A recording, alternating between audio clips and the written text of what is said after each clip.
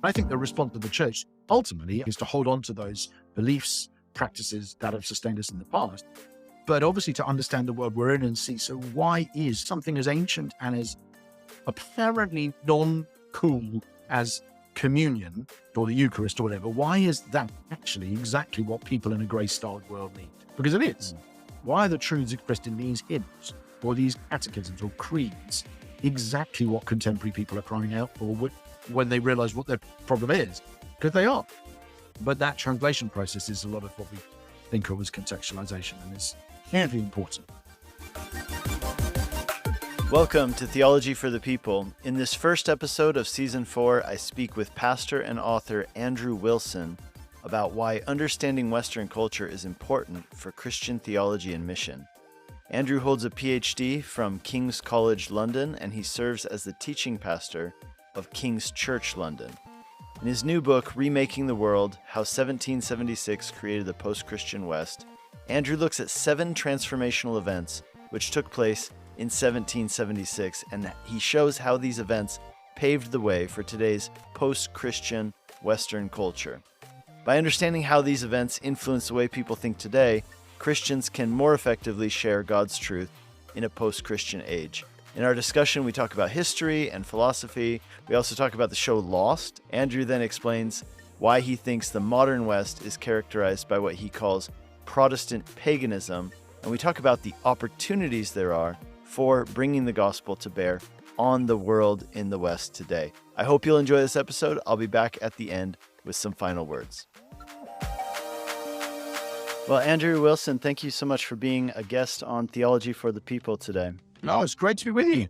I'm excited to talk with you about your new book, which is called Remaking the World, How 1776 Created the Post-Christian West. But before we get into that, maybe you just introduce yourself to our listeners. Tell us a little bit about your background and other things that you've done. Yeah, sure thing. I am the teaching pastor of a church in London, in southeast London, which is where I am now. Part of in British terms anyway, quite a large multi-site church here in a very diverse area, and I absolutely love that. I'm married to Rachel. We've been married for 19 years. I've got 3 kids who are 14, 13, and 7. And I have a PhD in biblical studies from King's College London. And I write various sort of more popular level books in the main until this one anyway. We'll see how that goes down. And have also been involved in running theological training for the movement of churches I'm part of called New Frontiers, and hosting theological conferences and speaking and writing in other places and so on. So I have a sort of half teaching pastor in a local church and half itinerant writing and stuff kind of job. Yeah, excellent. So this is a history book, which I found really interesting, especially it's put out through Crossway, which doesn't tend to do just straight history books. But have your other books been on the topic of history or historical theology, or have they been other?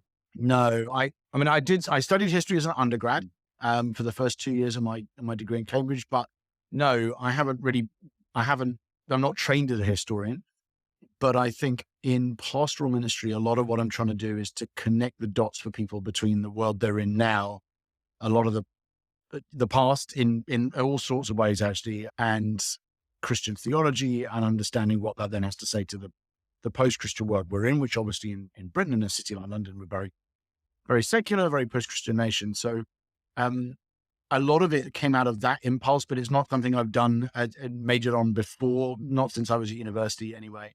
I do think that theology and history are much closer aligned than people often realize, and often what you call theology, and if you study a theology degree, actually a lot of what you do is history. You're reading sort of history of text and background and story of the church and historical documents and sources and all that stuff. But even so, it's definitely a departure for me, and it was a lot of fun for that reason, but quite a risk as well. Yeah.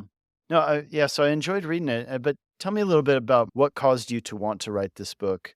And again, what is the role of studying and understanding history when it comes to Christianity particularly? So I don't think you can ever understand where you are without understanding where you've come from. And if you don't know that, you end up being like the person who walks in halfway through a conversation and starts chipping in and going, oh, well, I think it's really this. You're like, no, you've missed all this important context that means what you're saying is misguided. And I do think that at our worst, I think the church can be like that person, be a bit too opinionated without recognizing that the nuance and the context. And I just think there's a number of examples of very pressing contemporary issues on matters of, say, sexuality or matters of race, where if you wade in, you might even be right in your analysis of the biblical material. But if you blunder into conversation without understanding the historical setting in which those things make sense, then the people to whom you're speaking don't process the issues in the way that you think they should. And you end up just missing one another, or worse, or alienating them completely and making them further away from Christ than they were before. So in many ways, that sort of historical knowledge is vital to evangelism and mission, which I guess is my primary interest in it, and pastoral care. And as I said, I'm a pastor in a very diverse church where issues of race in particular are very pressing and important in our community. And I think to not have a narrative. So how has the West become what it is? And how have we come to self-critique in the way that we do? And how are ideas and material realities and economics bound up together and so on? Actually sorting some of those things out can be really helpful for people, not only in reaching their neighbors, but actually in thinking through the issues for themselves. So that's the sort of pastoral evangelistic impulse behind the book. And then once I got into the material, I found it so interesting I couldn't stop, and I wanted to write something much probably more comprehensive than I initially thought I would. You mentioned in the opening chapter, which is called Roots, you mentioned this quote from 1984, George Orwell. I thought this was such a haunting quote where he says, "History has stopped and nothing exists now except an endless present in which the party is always right." And then he goes on to say, Orwell's famous statement that those who control the past control the future. At risk of getting a little bit ahead of ourselves in our discussion, I'm curious if there are any ways that you see that at play in our world today. Personally, being in the United States right now, I can think of ways in which people try to reshape past narratives of, let's say, like the United States history and things like that in a way that shapes or maybe justifies actions in the present and a way forward for the future. But maybe could you just comment on that? Yeah, I totally agree. I in many ways, I think, or something that's happened since even the book came out. I mean, the book came out on the 5th of September, and on the 7th of October, a month ago from our recording, we had the horrific events in Israel and the follow-up response in Gaza. Now, that would be a classic example of something where the narrative about what Israel should do, what Palestinians in general should do, what America should do, what Britain should do, is entirely bound up with your narrative of history. So, of course, and I mean, that might be a particularly convoluted example, but it's what we do in miniature all the time. That an issue comes up, people say, well, what should we do about this thing? And again, like the guy entering halfway through a conversation, you have to be informed by the people who've been in the conversation for longer than you. And just this morning, I'm doing some training with our staff on how to pray publicly about Israel and Gaza. And I have to go back to, not just 1967, 1948, the Balfour Declaration, this, and then you're going back to the Ottomans, and then you're going back to Abraham, Isaac, and Ishmael. And so that's just how we do things all the time. Christians do it too, and we should. But I think what can happen sometimes if we're not careful is that the debates which we see as being very morally cut and dried, we don't mug up on the history. We don't understand why issues of sexual ethics or racial justice or whatever are framed in the way they are in the society we're in. And that can make us quite either quite ignorant or quite vulnerable to another telling of that story, particularly if we simply don't know what we're talking about. And I'm not obviously attempting to incorporate all of those things in a big way into the book I've just written, but I do find that the challenge of engaging with those things without knowing your history is a really pressing one. So one of the main things I'm trying to do in the book is help frame that bigger story in such a way people go, oh, that's why that thing I'm seeing now is connected to this other thing I know. Mm-hmm. I'm sure you could give many other more American examples, but it seems to me there are plenty of them on the headlines every day. Yeah. And so the subtitle of your book is How 1776 Created the Post-Christian West. When I first saw it, of course, immediately having grown up in the U.S., my thought was, okay, finally, a British person agrees that the most important thing that ever happened in all of history was the American Revolution. But then I got a little more into it, and it turns out that that wasn't the only thing that happened in 1776. So maybe could you just give a quick summary of why you've given it that subtitle and what the whole idea behind the book is? Yeah, so basically the premise of the book is that there are 7 transformative events or sequences of events that took place in the late 18th century and 1776 in particular that have formed the world that you and I live in all manner of different ways. And the acronym I use to describe that world is that it is weirder, that it's Western, educated, industrialized, rich, democratic, ex-Christian, and romantic. And that is adapted from an acronym from a psychologist at Harvard called Joseph Henrich. And I've adapted the acronym to say, that's the world you live in now. And the first two chapters are really trying to say, you are here on the map. This is the world you live in. It is, yes, of course, it's Western. You know that. It places a very high value on education. You use industrialized technology all the time, and that shapes not just your means and your wealth, but also your values in all kinds of ways. You are astonishingly rich compared to most humans who ever lived. You are democratic, not just in your system of government, but also in the way that you think choice is paramount in the way you live your normal life on all kinds of issues, cereals, marriage partners, political parties, where to work, all those things. You are ex-Christian in the sense that the culture you're in has been very Christianized and is now trying to move out of it. And you are romantic in the sense that you've been heavily shaped by the view of the self and of art with the Romantic Revolution or Romanticism in the late 18th and early 19th centuries. And that's where you are. That's the world you're in. But all seven of those things are true because of things that happened in 1776. The political change on your side of the pond anyway would be very well known, but that's also the year or the decade when the economic growth of the world shot up the hockey stick. It's also the year when James Watt's steam engine started running off, in Bloomfield Colliery in Staffordshire in Britain, and dramatically changed the amount of power human beings could make without needing to tether themselves to the wind or the water. And that was a massive thing for the next 50, and then obviously still to this day, industrial technology. It was the high point of the European Enlightenment. Immanuel Kant is drafting the Critique of Pure Reason. Edward Gibbon is writing the history of the decline and fall of the Roman Empire. David Hume is writing his post-Christian, or his anti-Christian critique of what he calls natural religion, and then he dies. You have the early Romantics, the German Sturm und Drang in Weimar, and then you have Jean-Jacques Rousseau in Paris. And so all of these, James Cook is sailing the seven seas, if you like, going off to the South Sea Islands and connecting the world through globalization in many ways without realizing he is. And all seven of those things are happening in the same year. In fact, sometimes on adjacent days. So Adam Smith writes The Wealth of Nations the day after James Watt's steam engine starts running. You think this is an absolutely transformative year, and not actually most of the book's not about America. The American Revolution is profoundly important for our political vision, but actually is not the reason why we're rich or romanticized or post-Christian, really. And so what I try and do is tell all seven of those stories through the lens of 1 year. So you mentioned that Joseph Henrich had come up with this acronym of WEIRD. Were the weirder, was that your personal addition to that? Was the ex-Christian? Yeah, it was. I mean, it's a bit cheaty.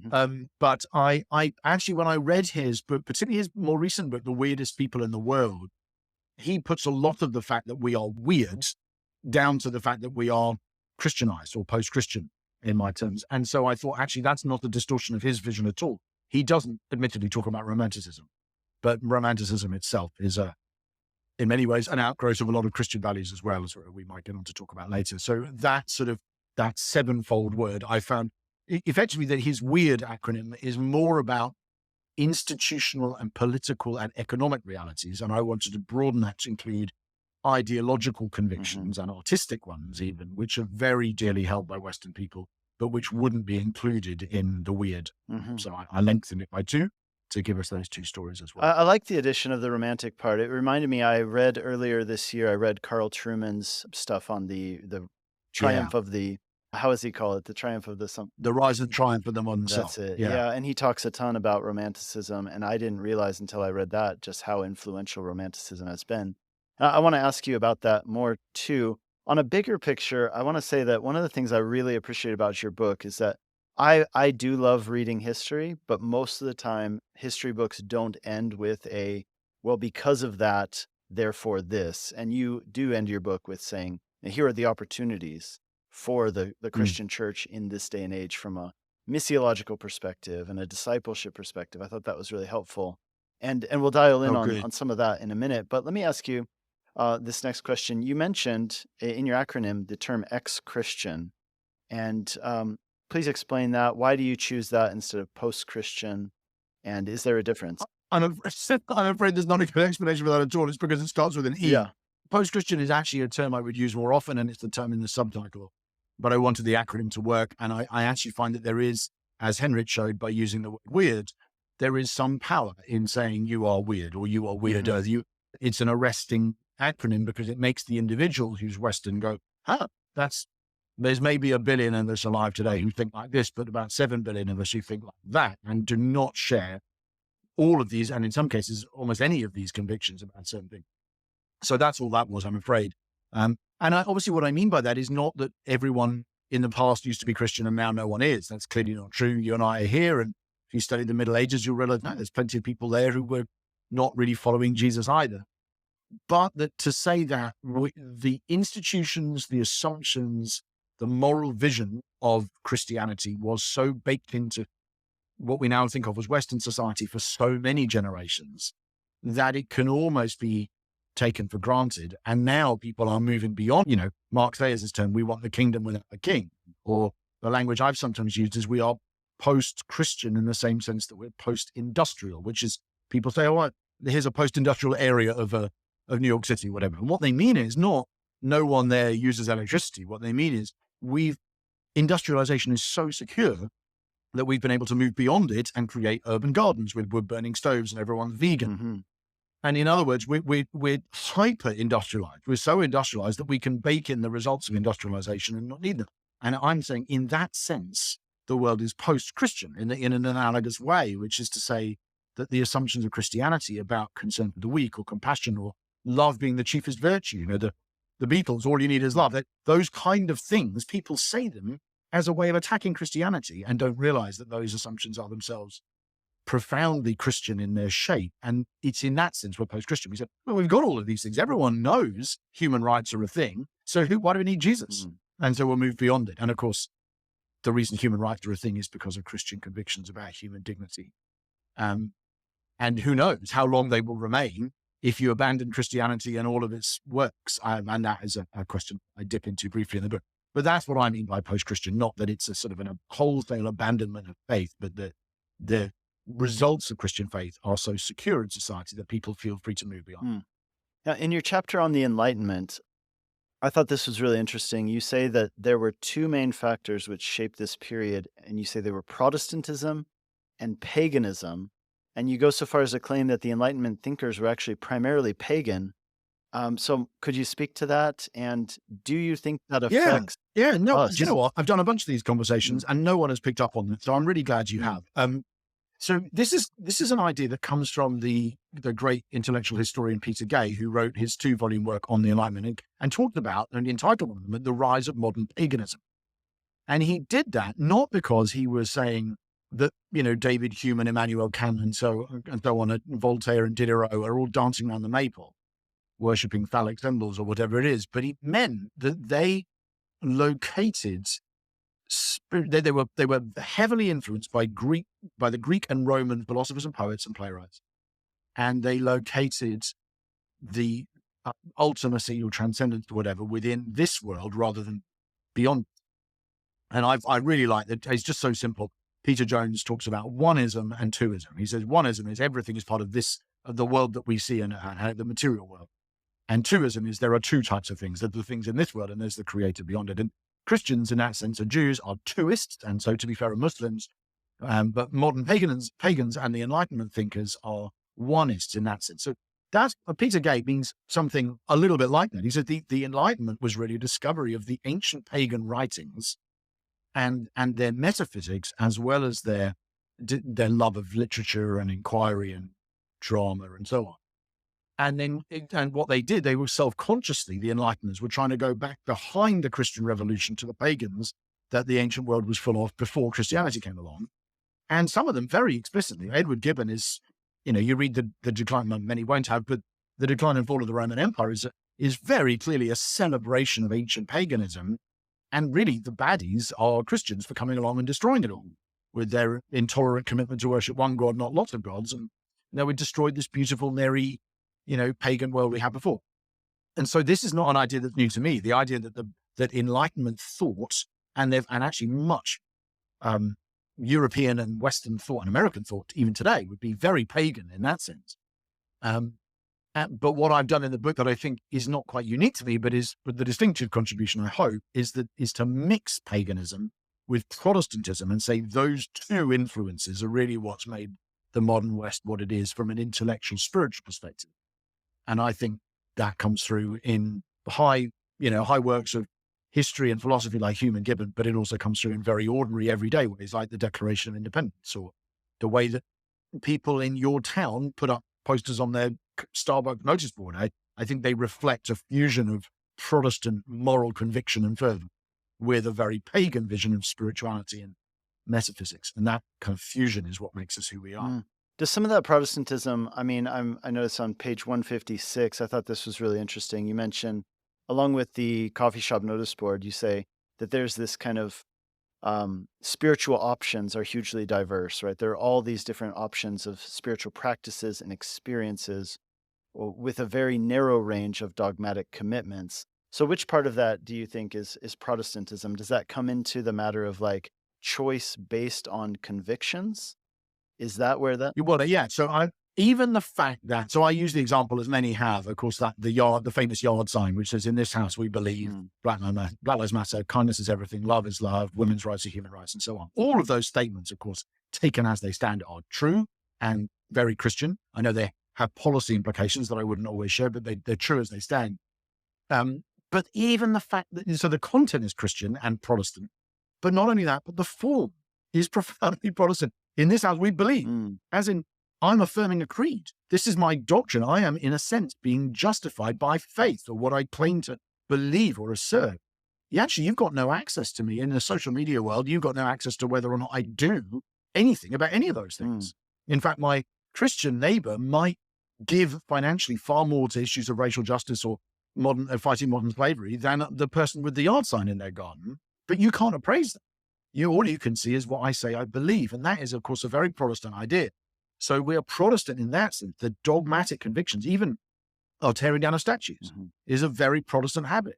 And again, listeners will no doubt have different takes on whether or not you should ever do that, and if so, why. But that's a very Protestant habit. The Reformation happened, and instantly everyone's stripping altars, tearing down statues. And in the case of people like Voltaire, who, of course, is from this period, throwing red paint all over him, David Hume getting thrown, he's been cancelled and his name's been taken off buildings in Edinburgh, often, by the way, with very good reasons. There's a very dark history there to tell.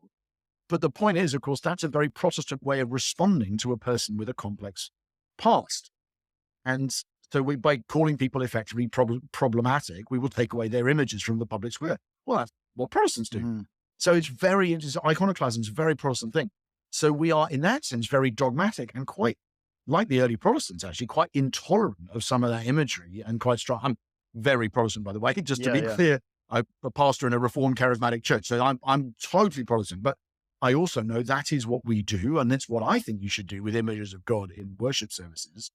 But it's interesting to see how much that is the response of the contemporary West in the last few years to individuals in your country and mine. That's very Protestant. But meanwhile, our spirituality is very open and very vague and very mushy and very, believe whatever works for you. And of course, the gods might look like this. There might not be any gods. There might be one, but I'm sure whatever you like. And it's very floaty and mixed with this very strident, dogmatic set of moral convictions. And it's that fusion that I call Protestant paganism. Yeah, and I mean, even that phrase, right, in this house we believe, kind of, in a way, kind of throws you back to Martin Luther, like, here I stand, I can do no other. Yeah. So help me God. Yeah, it really does. Yeah. Yeah. And now I'm just in my mind thinking through, well, what about those parts of the Western world that have Catholic roots as opposed to Protestant roots? I mean, I think that probably a case could be made that the Protestant Reformation has affected those areas probably more than you might assume, just because they are primarily still Roman Catholic. But any thoughts on that? Like, what about, thinking like Ireland, Mexico, Spain, places like that. Yeah, I agree. So the bit of the story that I don't do enough justice to in my book is the impact of the French Revolution, which obviously comes 13 years later after the American Revolution. And so I think Protestantism is doing its work not only through formerly Protestant nations, but also through the process of secularization, which is obviously not something that Protestant pastors like me would generally go, hey, this is one of our great contributions to the world. But in that sense, the French Revolution, I mean, Voltaire is explicitly saying this at the time, saying basically Luther and Calvin reformed the church and got rid of all of this mumbo jumbo nonsense, which we don't need.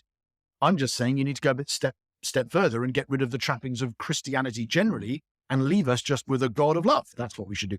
And Voltaire's very explicitly saying, let's do this as effectively hyper-Protestants.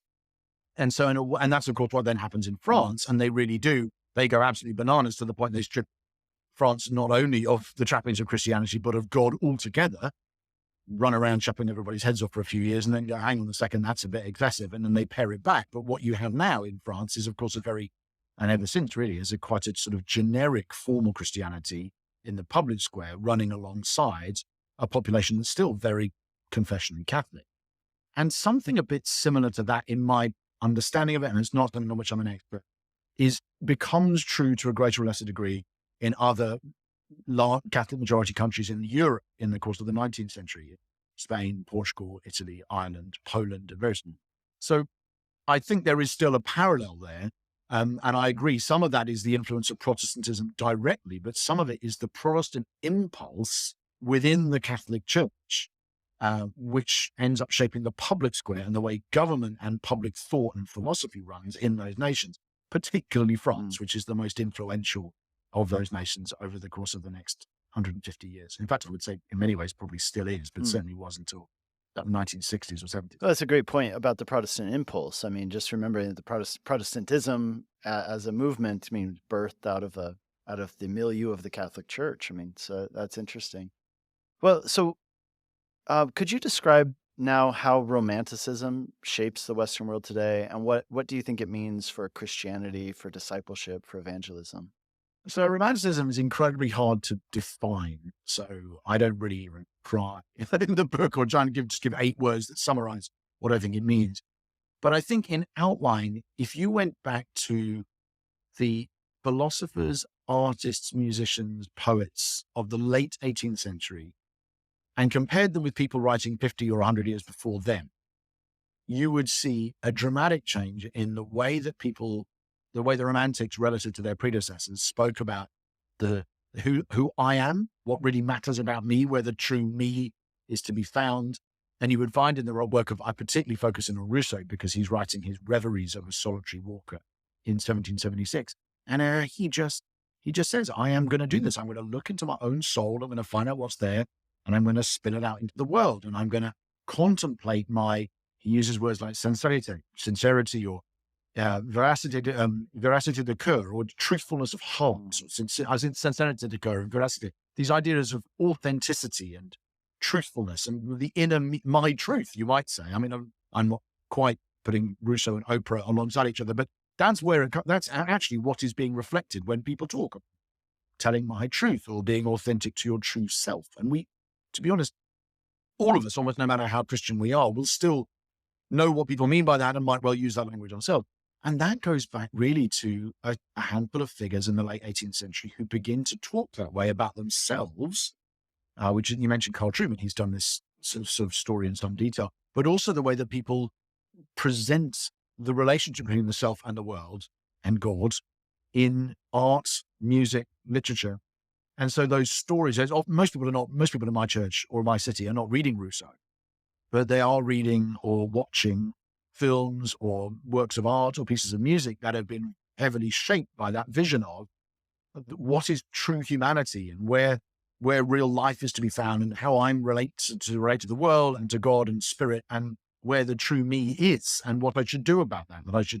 That the true me is internal, and that sort of inwardness and interiority that characterizes the Romantics then gets translated quickly into poetry, the English Romantics and the Germans. And then it comes through the Germans specifically comes through in plays very early, in the 1770s, 80s, with people like Schiller and Goethe. And then it gets brought out in, great music, which is often what a lot of people would know now from Beethoven onwards, this sort of romantic expression of the kind of grandeur of the human soul, as opposed to these sort of rules and structures that we've inherited from our predecessors. And so this kind of idea of the individual rebelling against this very ordered, overwhelming system, expressing their true self from within and saying, "You've got to take me as I am." Goethe says, "I return into myself and find a world. Look how interesting I am." And what's the line from Herder where he even says you have to be, at one point he says you have to be true to yourself, which now sounds like it's coming from Frozen or Toy Story. But at the time, it was quite a novel idea. And you and I hear it now and we go, even as Christians, you go, yeah, well, obviously that's what people would say. But in the 1770s, it was very novel. And it comes back to these sort of, mainly German and occasionally French and then English thinkers and writers and poets, most of them very young, who are exploring new ideas. And now they've become totally taken for granted in Western culture. Yeah, there's a line from Rousseau too, where he says, I read it in your book. He says something like, "I may not be like the best person, but at least I'm unique, and that's what makes me." Yes. And I'm like, oh my gosh. Yeah, he does, and he's always talking about himself. He writes multiple books about himself, because he's just so interested in what he finds in his soul. And Western people, if you're being harsh, the narcissism of modern Westerners, that we all we're obsessed with ourselves and who we are. Even I make this quip at the beginning when I'm describing weirder people. One of I make about 100 generalizations about everyone reading it. And one of them is, you've taken at least one personality test. Now, I've taken probably 4 or 5 personality tests, but the fact that I have is, that would have been incomprehensible to John Owen or John Calvin or Thomas. Can you imagine Thomas Aquinas doing a personality test? But of course, modern people do, because they say, what's in here is what really matters. I've got to find it out and then stick it out into the world. Okay, so this is a bit of an aside, but did you ever watch Lost? I did. I watched the first 2 seasons and then concluded that the writers didn't know what they were doing in Game. I think you were right about that, and it proved itself in the end. But there was one really fascinating part about Lost that I think went over some people's heads, and that was that I think in a way they weren't sure what they wanted to do with it, but they had this idea that they teased out a bit, and that was that they named one of their characters John Locke, and they named another character Rousseau, and then they even had episodes which, like, if you had read a little philosophy, you would notice them immediately, like Tabula Rasa, and they had one called like Man of Science, Man of Faith, and it was about John Locke. And if you followed the John Locke character's storyline, I mean, it was trying to track with the main lines of thinking that John Locke had put forth. But the one that Rousseau was particularly fascinating to me is, like, Rousseau was this person who had sought to go back into nature and cut off connection with society, because the concept was that society is what corrupts an individual.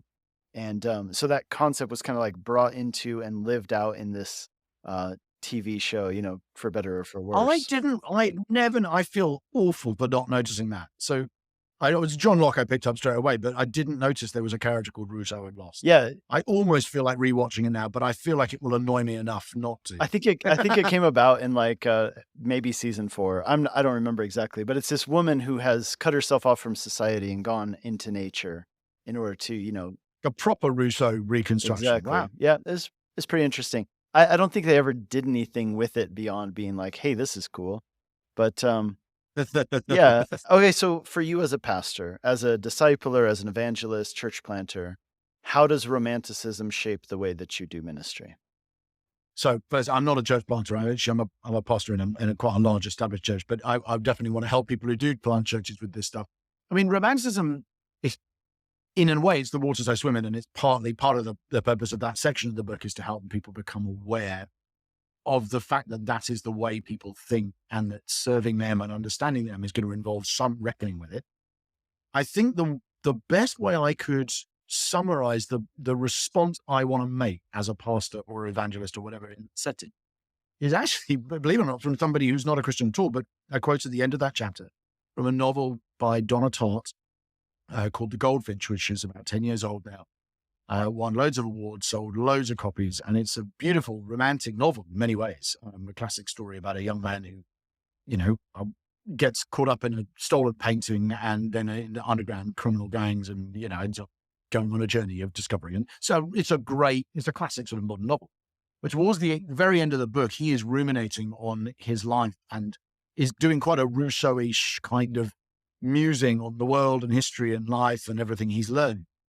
And he has this wonderful moment where he says, how do you know what's right for you? I mean, everyone knows the answer, Mr. Rogers and Disney movies, and they all say, follow your heart. But the question I have, which I really want someone to answer is, but what happens if your heart can't be trusted? What happens if your heart leads you to make terrible choices? And actually, in some way, I don't quote Donatello very often in preaching, but that turning of its head. I mean, in this, she's written a novel that's 800 pages long, and for 750, it's come out like a pretty straight romantic novel. But she poses the problem at the heart of the romantic account of reality, which is, of course, you can follow your heart into all this sort of stuff. But what if it doesn't end like Disney movies do, and it ends more like real life normally does, which is the people who follow their heart make a lot of bad choices because their heart is not a reliable guide to reality? What happens if the surge of emotion you feel is not the best guide to the way to lead a wholesome life? What happens even if what your soul wants isn't the right thing for your soul? What if your soul doesn't even desire the best things, which is a more Augustinian question? How do you know that what you love or want is the best thing for you? And she just raises the question so beautifully. So that's often what I'm trying to do with Romanticism, I think, is slightly turn it on its head and say, this is the plot of many stories, because we love to believe that those desires we have will ultimately be fulfilled and we live happily ever after.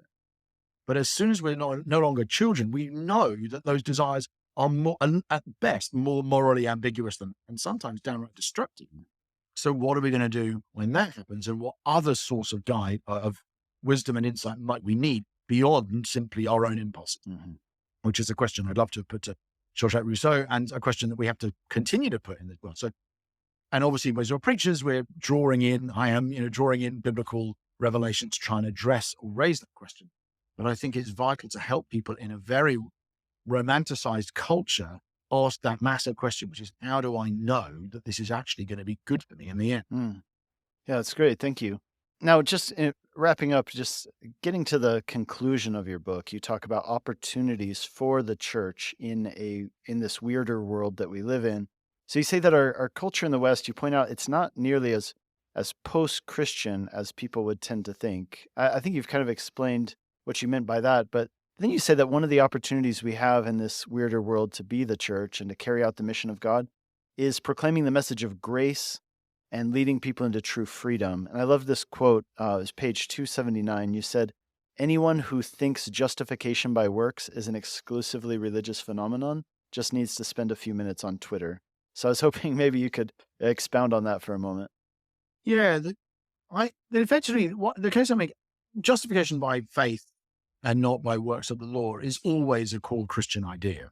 Whether the church has always seen it as clearly in every generation is another matter, but it's always been called right back to Paul. And I would say before, back to Habakkuk, back to Genesis in many ways. But I think there are things in different generations, there are different elements of the society we're in and the waters we swim in that make us particularly prone to the message of grace. And in Luther's day, in the Reformation, that was, there was, religious claptrap taken over, and indulgences really was the thing that made people awake and say, this cannot be the way we approach God. And they were open to that message when it came very clearly. And that had a massive impact on Europe and the church. Nowadays, people are not buying indulgences, and people are not in the same way anyway. And people are not concerned with the question. People in my city are not walking around daily on their way to the bus stop going, how do I please an angry God? That's not their problem. But what they are living with is a bunch of issues like how you find status in the modern world, how you find identity in the modern world, what you do with your privilege to the extent that you have it, all of which can lead Western people, weirder people, to seek to justify themselves by works, in the sense of how do I warrant the good things that have happened to me? How do I discharge my obligations to my fellow humans or to the natural world or whatever? In my city anyway, these are a big part of the questions people ask. And I think from Colorado, and I imagine they're a big issue there as well. And people are living daily with a sense of, how do I define my identity? Like 200 years ago, my identity, or 1,000 years ago, my identity was, this is my father, this is my mother, this is my clan, this is my family, this is my village, this is my trade, and this is my religion. It's all given to me. But in the modern world, you can be anything you want. Family doesn't really matter. You can choose your own religion, choose where you want to live, what you want to do. So how do you carve out space for yourself? And of course, what people do is they justify themselves by works. They say, this is how I will have achieved this or that. I will have merited, in that sense, the attention or the recognition of my fellow humans. And that's what means I'm able to stand with some degree of self-respect in this world, in the same status. So it's that kind of complex of issues that I think makes modern people need grace. They say, you need to rest in the work of somebody else. You are exhausted of trying to justify yourself by works, but they're not religious, observant, indulgence purchasing works. They're works of the modern secular man with an almost infinite array of possibilities. But it's work nonetheless, and you need the grace of God in Christ to soothe you and restore you and lead you in the way that is restful for your soul, because you're never going to feel like you've done enough. And I pick up that line at the very end of Hamilton. Well, ironically, Eliza Hamilton, who's a Christian woman and almost certainly would not have said this, says, have I done enough? Like, how will they tell my story? But that's the line I draw on and say, I don't think that's what she thinks as a real person, but it's what the writer of the musical and many of the audience think. Have I done enough? If Alexander Hamilton did that and then what have I done? And that question, of course, leads us to the grace of God in Christ, where the question is not, what have you done, but what's he done? Yeah, that's really good. That's certainly something that, I have thought about, and I know that other people do. Will someone write my story? These kinds of things, and just having to produce something is very exhausting. So, yeah, that's excellent. So, last question for you is this: one of the things you asked at the end of the book, you kind of finish with this big question, which is, does the church need a radical change of approach to adjust to an unprecedented world, or do we need a renewed commitment to the doctrines, practices, and experiences that have sustained the church in the past? And then you say that you lean towards the latter. But one of the things that I found really interesting is that you said that in a weirder world, people tend to be obsessed with winning, and they hate the idea of losing. So when they see that the church, perhaps in the weirder world, the Western world, is being pushed to the margins, they tend to have us, panic and try to scramble to find new methods. So I just love to hear you talk about that for a minute and what you think is the right approach that we should be taking.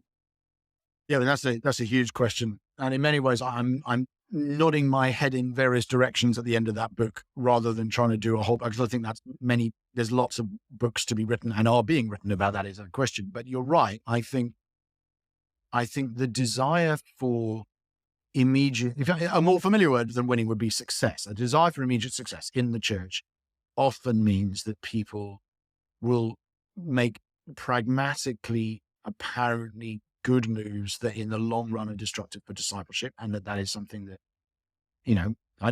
again, pastor of a multi-site church. And so I'm not against big church at all. I live with these dynamics every day, but I think that it can make us rush into pragmatically appealing solutions that look like they're going to get us back on the winning team.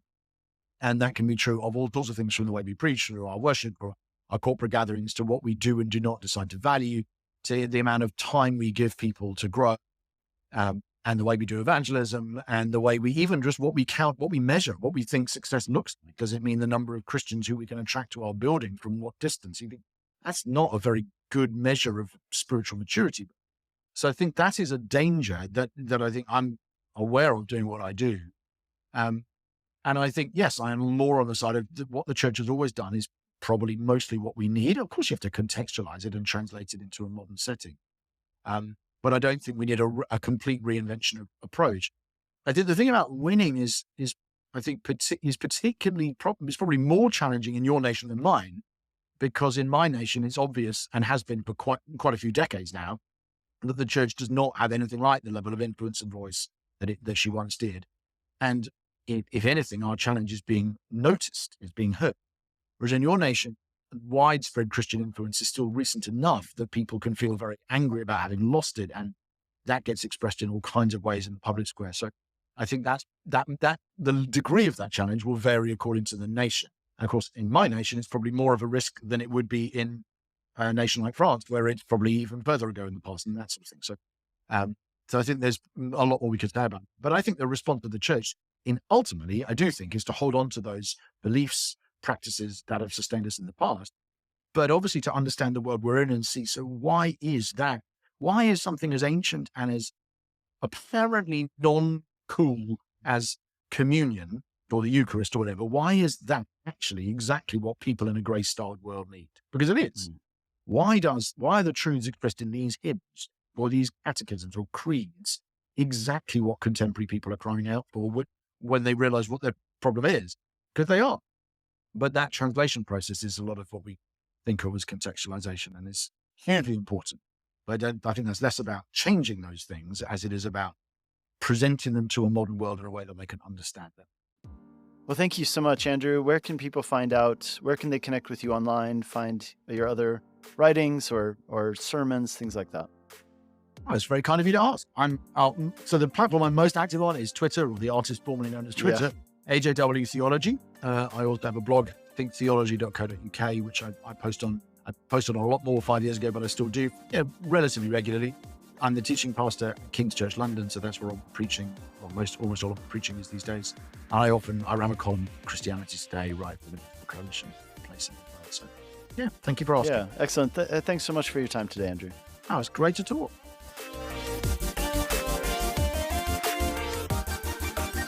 Thanks for listening to this episode of Theology for the People. New episodes will be released every Wednesday, so make sure to subscribe to the podcast on whatever app you use to listen to podcasts, and that way new episodes will be delivered right to your device as soon as they come out.